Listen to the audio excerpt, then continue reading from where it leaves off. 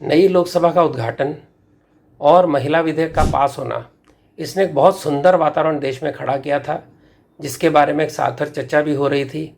लेकिन ऐसे समय में रमेश भिदुड़ी जी ने ऐसा एक वक्तव्य दिया जिससे सारा वातावरण खराब हो गया और चर्चा इस अच्छे बिल की, महिला अधिकार की न होते हुए इस गाली गलौज की हो गई। इसके लिए इसकी निंदा तो करनी चाहिए और बिल्कुल अनकंडीशनल करनी चाहिए। लेकिन यह भी सोचना चाहिए कि जिस दानिश अली की बात हम कर रहे हैं, जो कि बड़ा विक्टिम कार्ड लेकर रो रहे हैं, उनका व्यवहार टीवी पर समाज में कैसा रहा है, उन्होंने किस प्रकार की भाषा का उपयोग किया। और ये ऐसे गुट से आते हैं जिस गुट के लोग सेक्युलर और जिहादी, जब ज्ञानवापी में शिवलिंग मिलता है तो उसका फवारा बोल के मजाक उड़ाते हैं। ऐसे लोग हैं जो राम, शिव, गणेश की हमेशा मजाक किया उन्होंने और उसके बारे में कभी किसी ने माफ़ी नहीं मांगी, और अगर इनके दोस्तों ने की, इन्होंने कभी निंदा भी नहीं की। तो क्या है जिसको हम कहते हैं कि गाली गलौज क्या है? क्या केवल अपमान एक व्यक्ति का हो सकता है? क्या केवल इतनी बड़ी एक जाति का अपमान नहीं होता? क्या हिंदू समाज का अपमान नहीं होता जब उसके सनातन धर्म को नष्ट करने की बात की जाती है? जिस सनातन धर्म पे भारत खड़ा है उसको नष्ट करने की बात होती है और इस सभी का मुँह हिल जाता है। जब सर तन से जुदा की बात होती है उस समय ऐसे लोग उसको जस्टिफाई करते हैं, उसको उचित ठहराते हैं। कौन सा अधिक एब्यूजिव है? क्या अब्यूजिव जय श्री राम कहना जो किसी की निंदा नहीं करता, किसी का अपमान नहीं करता, या ऐसी 5 बार की प्रार्थना जिसके द्वारा बार बार हमें कहा जाता है कि हम केवल एक ही ईश्वर है सबसे ऊपर और बाकी सारे निकृष्ट हैं, जो उसको नहीं मानता वो पापी है, गिरा हुआ है, काफिर है इत्यादि। तो हमें दोबारा अपने डेफिनेशन को, दोबारा अपने सेक्युलर विचारों को सोचना पड़ेगा। साथ ही मैं ये भी देख रहा हूँ कि जिस प्रकार की चर्चा टीवी में हो रही है वो निरर्थक है।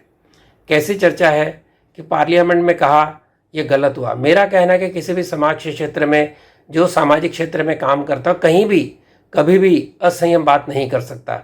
उसके केवल पार्लियामेंट तक सीमित क्यों रखते हैं? क्या इसीलिए टीवी के ऊपर इतनी घटिया बहस होती है कि जहाँ पर लोग गाली गलौज देते हैं उसको भी पैनलिस्ट करके बार बार बुलाया जाता है? क्या उनका कंट्रोल नहीं किया जा सकता?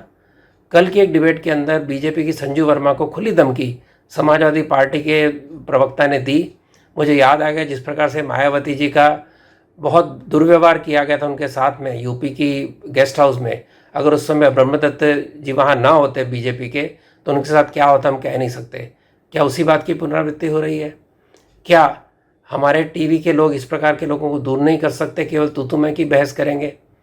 और साथ ही आखिरी बात कि जिस प्रकार की राजनीति होनी चाहिए, कि ऐसा नहीं हो सकता कि सारे नेता एक बार बैठें और कहें बहुत हो गया है सारा तू तू मैं गाली गलौज, अब हम आगे से नहीं करेंगे। जो करेगा सामाजिक स्तर पे, सोशल मीडिया में, टीवी में, उसका हम बहिष्कार करेंगे। स्वयं मैंने 2 पैनलिस्ट का बहिष्कार किया था कई महीनों तक। मैंने डिबेट टीवी के छोड़े उनके लिए। क्या बाकी लोग नहीं कर सकते?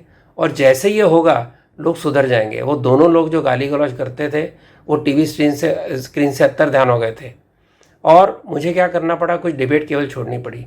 क्या राजनीतिक पार्टियां इस प्रकार से अपने स्तर से उठकर एक बार देश के लिए, समाज के लिए और अपनी प्रजातंत्र के लिए ऐसा नहीं निश्चित कर सकते कि ना तो हम ऐसे ही घटिया स्तर की डिबेट करेंगे, ना हम अपने किसी व्यक्ति को करने देंगे, जो करेगा उसको रोकेंगे। दुर्भाग्य की बात है कि जब मैंने कहा ये, तो किसी भी टीवी पैनल के एंकर ने इस बात को आगे बढ़ावा नहीं दिया, दोबारा उसी तू तू मैं की बहस पे उतर गए।